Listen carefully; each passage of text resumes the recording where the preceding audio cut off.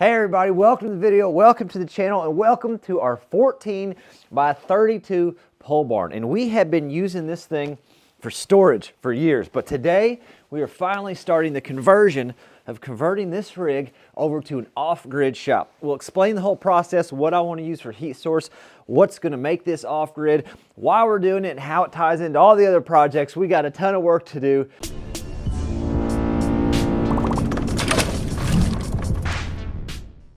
Let me start you off with a tour of my current shop that I use for all my fabrication and building. You can see the dump truck projects behind us that we're working on. This is my welding table that I use, and the climate control system, well, it doesn't work all too well. There's tons of videos of me out here welding on this table when it's snowing and raining, and it's just not the most enjoyable. I don't mind it. A fellow will do what a fellow's got to do to get the job done, but I've been staring at this option for a while. So the main goal is to be able to get this welding table inside that building. It's 8 feet inside that building where I can work on some smaller projects. Things like rebuilding the seals on the cylinders on the Ford 555, working on the front clip for that project, stuff that I can work on in here out of the weather with a little bit of warmth.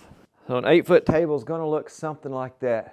But it's round, so there's plenty of room to work around it, and I'm okay with that. If you've been at the channel for more than a few videos, you know we recently acquired the 1950s gym slash barn slash our new world headquarters from Dirt Perfect. And we just completed phase 1 of that project, which was the stabilization, the clean out, and a little organization. That way we can move a lot of the stuff we've got stored in this pole barn down there and get it cleaned out for this part that we're trying to do. So step 1 of what we're doing right now, a lot of this is going down to the gym, but some of it is staying. So I think the best thing is do a keep up here pile and a gymnasium pile. We can throw that down in the gym. Here's a weed eater somebody gave me just for fun. Got this post pounder. Probably store that down in the gym for now. Really hope to not be using it anytime soon. Oh gosh, okay. And then I got a ton of boat parts from that free boat project. I kept the auxiliary 12-volt hydraulic pump, and I think I'll keep those hydraulic cylinders for a potential little dump bed project. I mean, these cylinders off that little auxiliary pump, I could see me making a handy little dump cart behind the side-by-side or something one day. The things we're gonna find. Look at these sockets I just found. And an adapter. Oh, it's like a treasure trove in here. I've got all my oils and gear oil and everything up in this. And this stuff I want to keep up here handy around the property, around the tractors and stuff we're gonna be using. This is my water level. They're super handy. I think last time I used it was when I did the timber bridge project. Don't need it up here. So back here is just an absolute disaster. But anything in cases that is home construction related or building construction related, like that pinning nailer, stuff like that that I don't use often but still want to keep for obvious projects in the future, that's all going down to the gym to get out of here. I don't mind hanging on to all these old parts. I really don't. We definitely have the space for them now at the gym. The key for me, though, is eventually in that gym, the plan down below is to pour some concrete with nice shelves and everything organized. If I have the stuff, that's fine. I just want to make sure it's organized so I know I have it. I think half the problem with saving a bunch of stuff is you save all that stuff, it gets buried, you don't know you have it, and then when you actually finally need that thing, you forget you got it, and you go buy it. Next step, we're gonna offload everything off these shelves and below it. That all goes to the gym with the exception of the insulation, because I might use some of that insulation up there. I might use some of that in this build. So we'll just have to set that out of the way for now. And then after we get that all out of the way, we can disassemble this stuff and start building the shelving on the back wall how I want to. So while you're watching this and we start getting this thing disassembled, here's some things to think about. Because I know some people with the channel are going to have a ton of questions. The number one question being, well, aren't you planning on running power to this building eventually anyway? Yes, I am, but it's pretty expensive. It's no Diesel Creek expensive. I think he spent a little over 50 grand for his electricity, but we are without a secondary range from the primary line, which means we have to run a new primary line out, add a transformer, and then secondary from that transformer. And with me doing the excavation, the total cost for that is anywhere between $8,000 to $10,000. So it's a big step.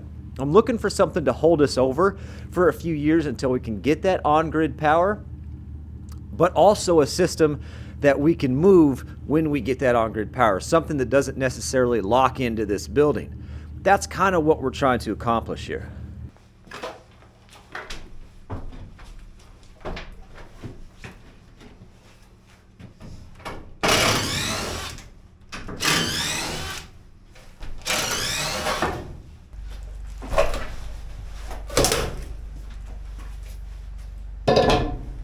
Are you seeing it? Is the vision coming to light? A beautifully warm and lit up shop. Yep, I'm struggling a bit myself, to be honest, but I think it's going to play out right. I think the next step I want to do is take the stuff we took off. We're going to make a bunch of shelves right here on this wall. These have turned out to be my absolute favorite thing for organizing stuff. They're super inexpensive. Miscellaneous handles, small hinges, heavy-duty hinges, more hinges, miscellaneous flat plate, miscellaneous galvanized bolts. So we're going to make several shelves just the depth of these, because I don't want shelves that I can stack and lose stuff on. Let's see if we can do that with what we've got here. This right here, this is actually our heat source. It's one of those diesel heaters. You see them all over the internet.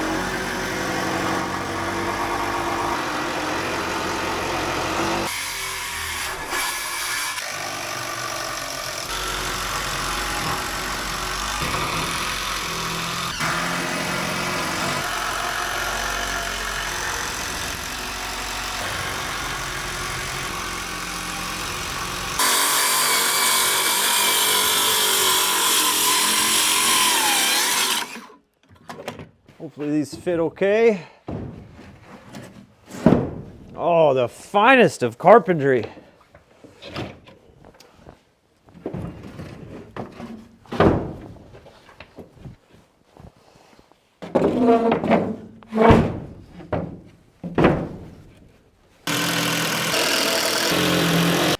Now it's time to conquer a little bit of this disaster right here. All the stuff we have over here by this welder, little makeshift welding station we have, it's all going to go back there. And then all the motor oil, coolant, stuff like that that I just need to sneak in the shop and grab real quick and use is all going to go right here. So that gets moved to that shelf, that gets put up to here.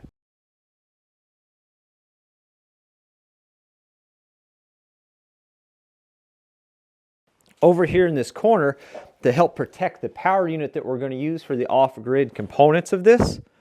And to do that, I need to know, one, the actual dimensions of the power unit we're going to use, so we're going to have to go grab it and bring it over, and two, the dimensions of the base cabinet.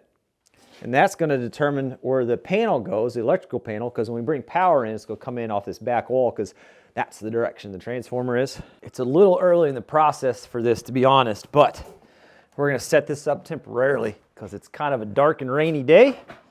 And well, a fella just needs the light. It's as simple as that. Get that fired up. Let's get a light hooked up. Now that's something, huh? Looky there. A little bit of light on the situation. Not bad. 100 watts on the AC load right now. This is a 3,000 watt, well, 3072. This is the AC 300, and the battery on the bottom is the BC 300. We'll talk about this more as we go, give you a little bit of details. Gotta trust the process. The goal is this cabinet is gonna go there. That unit's gonna go in this cabinet. It's a nasty rainy day, and we're able to get something done. That feels great. So there should be 36-inch base, I'm guessing. Yep, so 35 1/4 on actual, and then oh, she'll slide right in there. I just got to take one board out. Of course, it's the board on the very back, and we got to do a little trimming, and we got to slide that post over.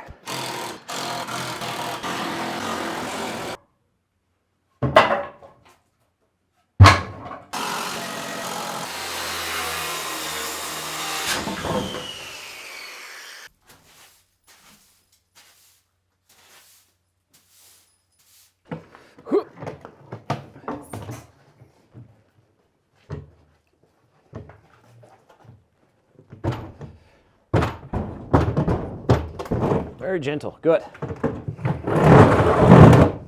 Beautiful. We're gonna go all the way back with it, like so. And we can attach it to Oops. To the side. I like this cabinet because the whole front opens. There's no center post. Make it easier to get that in and out if I ever need to get it in and out. We're going to use the finest of cabinet screws here for this. How you guys doing out there? You doing all right? What a fine piece of cabinet working. Very nice. That'll do the trick. Let's do these shelves next here. It's pretty much going to be this one across and that one across, minus that one. That way we can put some of the taller stuff here, like this little drill press. I got a little chop saw. I can set some of those taller tools over here, and the plasma cutter and stuff like that can go up on that shelf.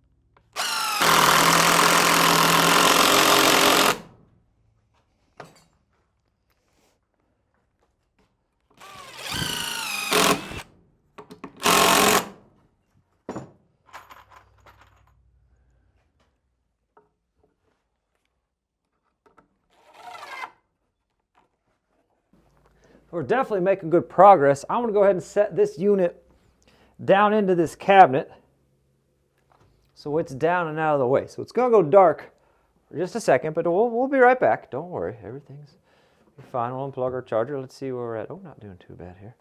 Go ahead and do that. Go ahead and turn AC off. And we'll go ahead and power it down. AC on. Should get lights. Nice. I know you're gonna have a ton of questions about how we're gonna hook this thing up and tie it into all the wiring, and I can try to go through and answer all those. The best thing I can tell you is just subscribe and stay tuned, because the next video that we do will be getting all the wiring and everything into the outlets and the light switches and lights installed and that type of thing, and you'll see how we're gonna tie it into everything. I'm gonna do a little bit more cleanup on this bench and get this tidied up, and then we're gonna start working our way out, clean and build as we go. Hopefully we get all the shelving done by the end of this video. So while I get this cleaned up, let me tell you, so I've been looking at these Bluettis for a long time, not necessarily this product, but their company and some other companies like Jackery and that type of thing. And there's been a lot of power stations like this out there for a long time, but none of them with enough capacity that I thought, well, that would meet the needs of my small shop that I'm wanting to do here. But finally, Bluetti's come out with this, where you can have two of these BC300s on it, which would give you 6,000 watts of storage. I just have one of the BC300s, but I could add a second one if I wanted to. That'd give me 6,000 watts of storage. I can charge it off solar, which is the plan. We'll do that in a couple videos, get some panels hooked up. I can also charge it off of AC. So if I get a project kind of tacked together and fit it up, and I fire up the Miller Legend over there, I can run off my Power Y welding outlet from the Miller Legend and charge this thing up while I'm using it. So not only can I charge off solar, but I can charge off that welder, which will make sense for what we're doing here. And I can do both at the same time. It'll take charge for multiple sources simultaneously, which I thought was pretty awesome. Other thing is the flexibility. I want an off-grid solution for this, but like I said, we plan on going on grid at some point. So I want to get a system that's not completely married to the building. One, it'll be easy for me to transport. The other thing is, if we need this for emergency power over at the house, it is somewhat portable. It is heavy, but my two generators are also heavy. So energy is heavy. That's just all there is to that. But if I needed it for a power source, I could come over here and snag it. It's not married to the building. Like I said, I'm not really wanting to water this channel down with the how it works. I kind of just want to give you the why I went with it and why it's going to work for what we're doing, to answer your questions for that. As far as the how it works, we'll do a technical video like I was talking about on the second channel. So be sure you're subscribed to the Kleeman channel and stay tuned for it, because hopefully in a couple weeks we'll have some good reviews and feedback. So we have cleaned and organized our way to this massive space right here. It's huge. Let me get you a measurement. Hopefully my tape measure is long enough here. Wow, 6 feet. That's crazy. I know it's a small space. I know it's going to be cramped for work, but need to remind you, out there it's raining, and in here it is not. So I'm okay with having to do a shuffle every now and then. But from here over, we're going to build a little bit deeper shelves. Honestly, what I'm thinking, I want to take this rig down because I don't need it anymore. because I don't want to store stuff up in the trusses now that I have a 6,500 square foot storage facility.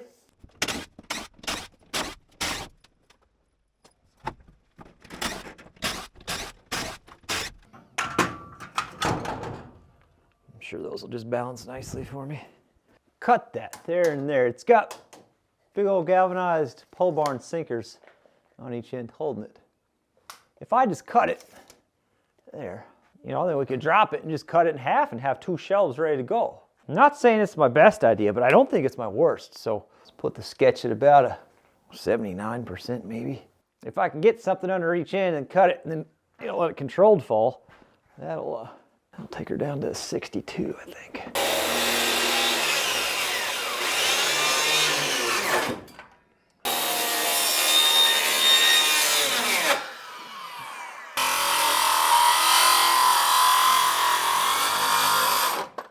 Well, nothing's attached anymore, so that's a feat of physics right there.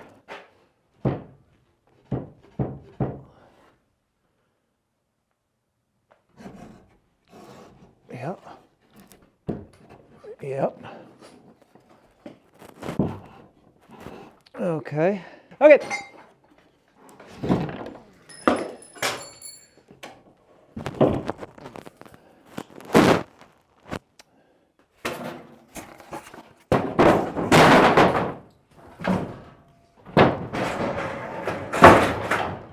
Oh, it's the secondaries. You gotta watch the secondaries. They'll get you every time. So we're gonna just cut this thing straight in half.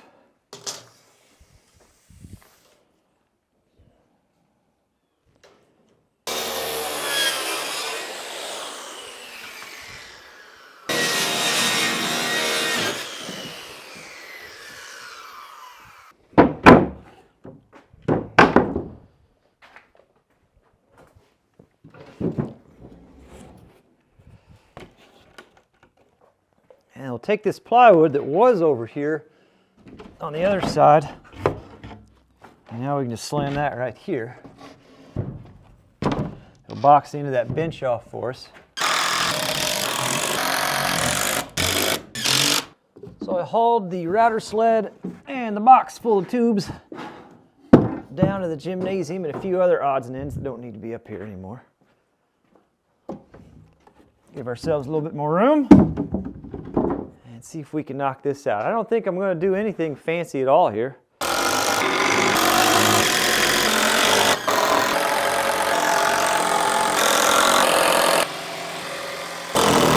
So the whole point of this shelf is to store things for current projects like the dump truck build.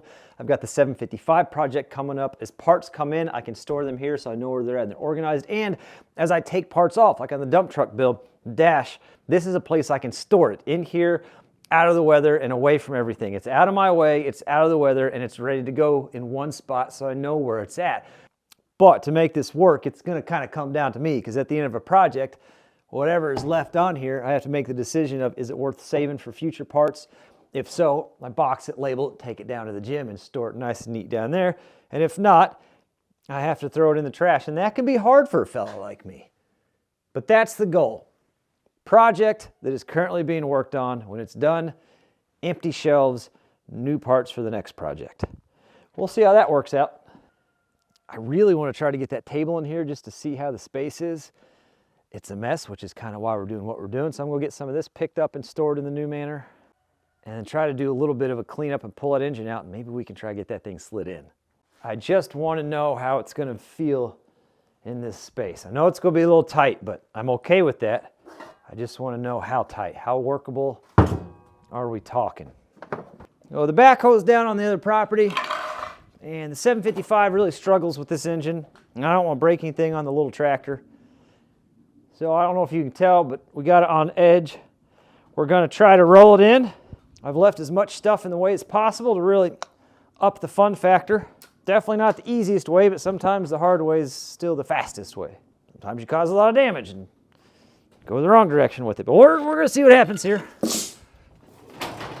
Oh, if the door opens the rest of the way, it will. Won't it? Come on now. There's a whole engine there. Oh, okay. All right. Okay. Well,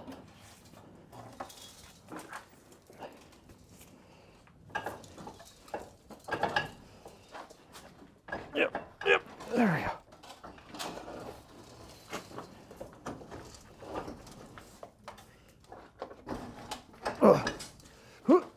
There we go. Well, I'm going to be honest. That navigated easier than I expected. Oh, no. Nope. Okay. Everything's fine. It's fine. Honestly, let's just spin it and see what happens. Hopefully those legs don't break. You guys good? Let me get everything out of the way that's supposed to be out of the way and see how it feels. It feels crowded now, but I still have a bunch of junk here. I mean, it's going to feel crowded regardless, but I could see myself hating it. You know, I'm trying to be optimistic, but she might just be too big for the space. Yep, decision's made. It's too big. And because some people are going to ask, let's see if we can get this screen to show up for you. We're at 66%. I don't think that's too bad, especially for running the skill saw, running those lights, which were pulling 100 watts the whole time, according to the screen. Running a battery charger for my cordless tools, and then running the charger for the camera batteries and the microphone batteries. So I had a whole bunch of stuff on there. So I hauled a couple other truckloads of stuff down to the gym. That extra wood, the table, that kind of stuff is down there now and out of the way. And looking at it now, I can walk all the way around it, but I still think it's just too crowded. Don't you guys? I just feel like it's too crowded. So I want some of your input here. If you've got a small welding table, what works well for you? Keep in mind, we're just doing small stuff. The biggest thing I would put on here is an implement for the 755. We're going to have the bigger shop down at the gymnasium / barn / world headquarters at some point. This is just something for smaller projects, you know, something I could throw a vise on and replace the seals in the Ford 555 cylinders, put the engine up here off the 755, some small welding projects, that kind of thing. So I don't need a huge, massive table. I really thought this was going to fit in here. I knew it was going to be tight, but I thought it would fit in here okay. But that's okay. A few curveballs never hurt anybody. That's not entirely true. I mean, really, I think a 4 foot by 4 foot table would do me pretty well. That'd give me about 4 foot around each edge and still leave that whole section there. Now, all this styrofoam is going to get used up, and then we got quite a bit more cleanup to do. But I think you can see the picture. I think you can see where we're going. I know you guys are going to have a ton of questions, comments, and concerns about this whole process. And go ahead, ask them, leave them, say them, whatever you want to do. But next video, we're going to be right back on this. And that's going to be your best way to see how this whole thing turns out. Next video is going to be running all the electrical, the wiring, getting this thing out of here. It served us well, but it's going to the scrapyard. I don't want it outside. If it's not going to work in here, then it's gone. I'm not the only person on this road, and I don't want them to think I'm that guy with all the stuff outside. I am definitely that guy. I just don't want them to think it. So that'll be scrapped. We'll do the panel and stuff for the Blue Eddy as far as that goes, and hopefully get this little diesel heater hooked up. I bought this thing 2 years ago. Yeah, my ambition ran out 2 years ago, but we're picking back up today. Make sure you subscribe, make sure your notifications are on, and I'll catch you on the next one. I hope you tune in, because I think this thing's going to turn out awesome.